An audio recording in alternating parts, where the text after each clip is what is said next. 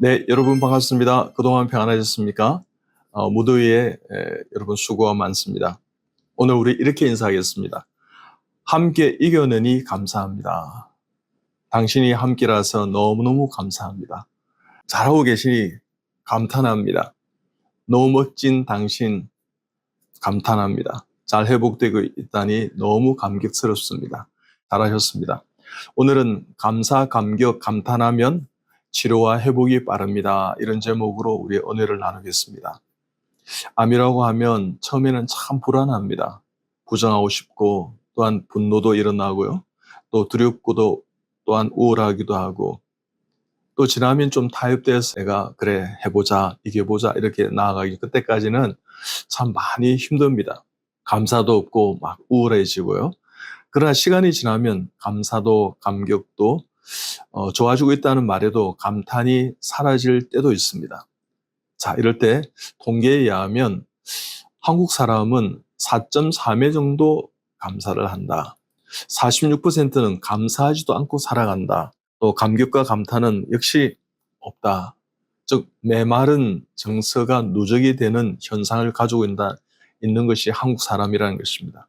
감사의 반대는 여러분 감사하지 못함이 아니고 저는 당연히 아닌가 생각합니다. 세상에 당연한 것은 하나도 없습니다. 행복지수, 회복지수는 치료 효과는 고마워요 하고 감사지수와 비례가 될 때가 참 많습니다. 감탄지수와 감격지수와 비례하는 것이 바로 행복지수요, 또한 회복지수요, 치료 효과인 것입니다. 투병여정이에요. 고마운 마음을 잃어버리고 인생 행복을 잃어버릴 때가 참 많습니다. 투병이 이렇게 길어지면 감사하겠습니까? 막 감탄한 것도 그때 내가 다 겪어봤어. 이렇게 하면서 치부하고 나아갑니다. 나병에 걸린 장로님이 계셨습니다. 한센병에 의해서 소록도에 갇히게 됐는데 이분이 80세가 됐을 때 전부를 잃고 나는 천국을 샀다. 즉 모두들 천형이라고 천벌이라 했던 이 한센시 병을 앓고부터 나는 하나님을 알았고 감사를 알게 되었다. 그러면서 이분들이 이렇게 이야기했습니다. 우리를 보세요. 기뻐하는 우리를 보세요. 감사하는 우리를 보세요. 그게 하나님이 계십니다. 즉 하늘의 은혜와 복이 내가 한센시 병에 걸려서 힘들지만 그럼에도 불구하고 거기에 같이 있던 손양훈 목사님이란 분이 계신데 그분을 통해서 나는 감사를 배웠습니다.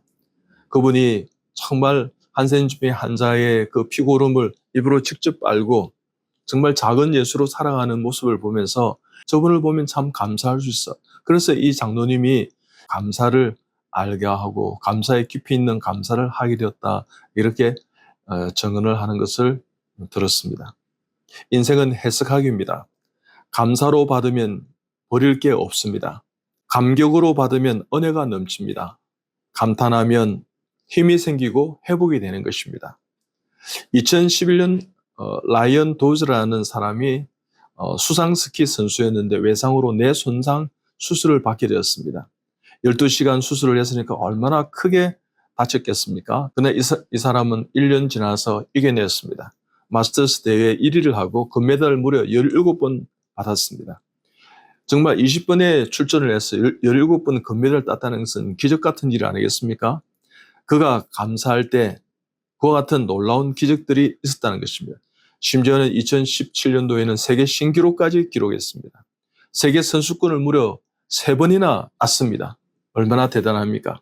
그와 같은 역전의 회복에 12시간의 수술을 했던 그것 중에서 그와 같은 힘든 상황에서 이겨낼 수 있던 것은 이분이 감사하는 사람이고 감탄하는 사람이고 감격하는 사람이었다는 것입니다. Inner Excellence라는 내면 근육을 키워라 하는 그 책에 보면 저자는 결론을 이랬습니다. 인생은 해석학입니다. 감사하는 사람, 감탄하는 사람, 감격하는 사람에게 더 큰 능력과 행복이 임한다. 스스로 만족하고 자신감을 가지라는 것입니다. 그 자신감을 배우는, 감사를 배우는 훈련을 통해서요, 우리는 변화된다는 것입니다. 우리 뇌는요, 참 재밌죠? 부정적인 편향성이 있다는 것입니다. 부정적인 정보에 더 민감하게 반응하는 것이 우리 뇌라는 것입니다. 100번을 당연하게 했던 것도요, 한 번 못 해주면 그것을 기억하는 것이 뇌라는 것입니다. 여러분, 이런 말도 있습니다. 감사하고 감탄하고 감격하면 그 사랑, 그 은혜가 더 기억되지 않겠습니까? 근데 아이는 부모의 감탄으로 자란다 이런 말이 있습니다. 아이가 기다가 걷게 되고 서게 되면 부모들이 할머니, 할아버지 막 가족들이 감탄합니다. 오, 내 새끼 어떻게 일어섰다고. 또 넘어집니다. 몇 번을 이렇게 일어나고 이렇게 해서 수백 번을 하게 되면 이제 걷게 됩니다. 그러면요, 난리가 납니다. 감탄합니다. 감사합니다. 이와 같은 똑같은 원리를 적용한다 그러면 환자의 가족의 감탄으로 환자는 치유되는 것입니다. 여러분 감탄하십시오. 이것을 잘 드시네요. 오, 이런 것을 만들었네요. 네, 많이 먹어낼게요. 오, 오늘 이 항암제를 잘 이겨냈네요. 매 순간 감사하고 감탄하고 감격하십시오. 과거를 망각하지 말자. 배은망덕하지 말자는 것입니다. 과거에 있었던 것을 당연한 것이라 생각하지 말고 감사하십시오. 현재의 감동을 표현하십시오. 표현력이 제가 실력이다 그렇게 이야기했습니다.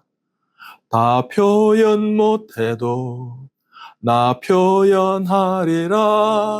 다 고백 못해도 나 고백하리라. 다 알지 못해도 다 알아가리라.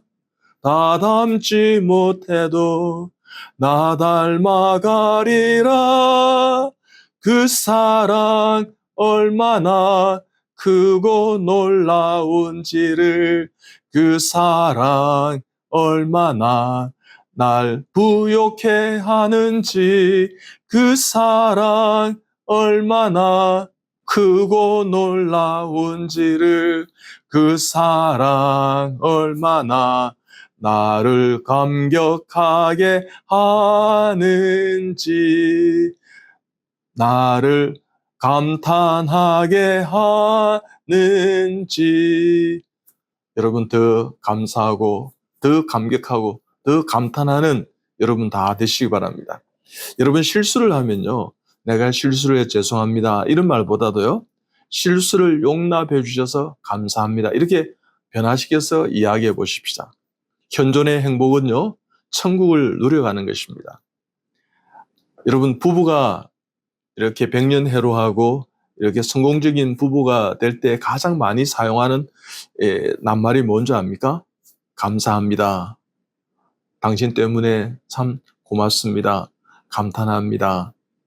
당신의 옆에 있어서 참 감격스럽습니다. 이런 말을 자주 한다는 거죠. 감사의 언어가 풍부해진다는 것입니다. 감사는 축복의 미래를 여는 열쇠입니다. 감사는 축복의 호출 신호이고요, 회복의 지름길이고 치유의 지름길이 될 것입니다. 여러분 감사 칠무가 있습니다. 무조건 감사하십시오. 무차별 감사하십시오. 그 다음에 무수히 감사하십시오. 늘 감사가 입에, 감탄이 감격이 입에 있도록. 그 다음에 무엇보다 감사하십시오.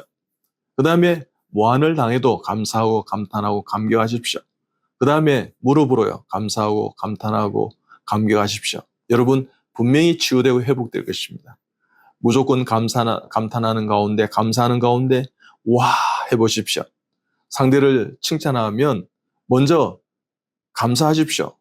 그리고 같이 상대를 칭찬하십시오. 같이 칭찬하는 겁니다. 그리고 함께 해서 참 감사합니다, 덕분입니다 이렇게 이야기하면, 아이 감사합니다 이렇게 이야기하면, 아이 뭘 그걸 감사해요 이러지 마시고요, 감사를 받아들이고요, 감사하시고요, 감사하다니 참 감사합니다. 그리고 당신 또 이렇게 말씀해 주시니 상대를 칭찬하는 겁니다. 그리고 함께 덕분입니다. 당신과 함께해서 너무 감사합니다. 덕분입니다. 이렇게 이야기하면 우리가 삶의 현장에서 힘들고 어려운 이 투병 여정에 여러분 잘 이겨내는 그런 지혜가 생길 것입니다. 오늘 또 여러분 감사하고 감탄하고 감격하는 하루가 되시기 바랍니다. 여러분 이겨낼 수 있습니다. 감사하고 감격하고 감탄하십시다. 그것이 바로 치유인 것입니다. 그렇게 하는 사람이 치유와 회복이 빠를 것입니다. 감사합니다.